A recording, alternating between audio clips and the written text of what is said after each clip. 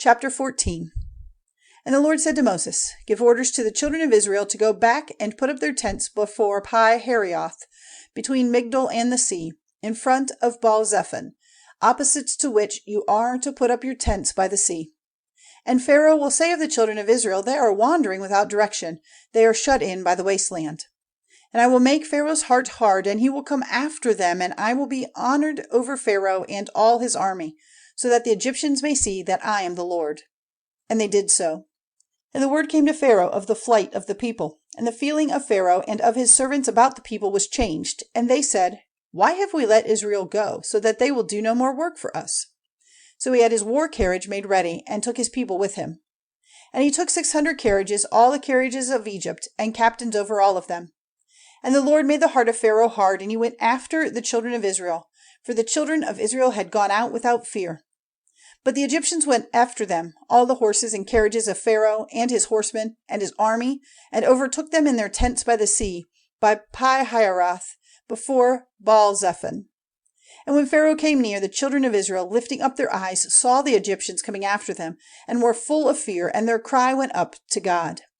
And they said to Moses, Was there no resting place for the dead in Egypt, that you have taken us away to come to our death in the wasteland? Why have you taken us out of Egypt? Did we not say to you in Egypt, Let us be as we are, working for the Egyptians? For it is better to be servants of the Egyptians than to come to our death in the wasteland. But Moses said, Keep where you are and have no fear. Now you will see the salvation of the Lord, which he will give you today. For the Egyptians whom you see today, you will never see again.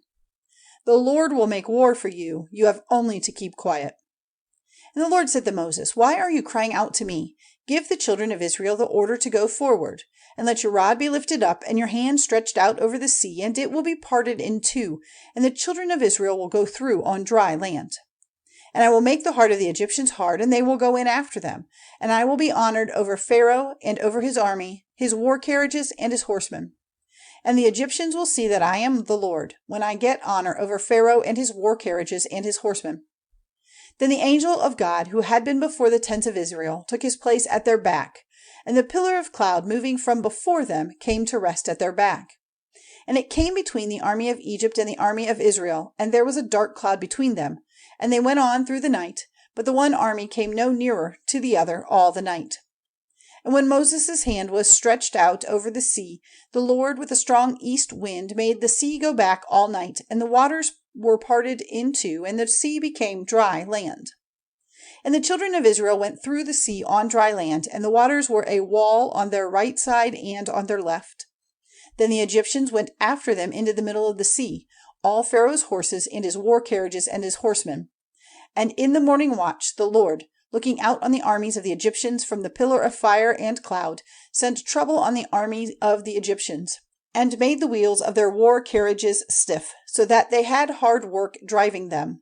So the Egyptians said, Let us go in flight from before the face of Israel, for the Lord is fighting for them against the Egyptians. And the Lord said to Moses, Let your hand be stretched out over the sea, and the waters will come back again on the Egyptians and on their war carriages and on their horsemen.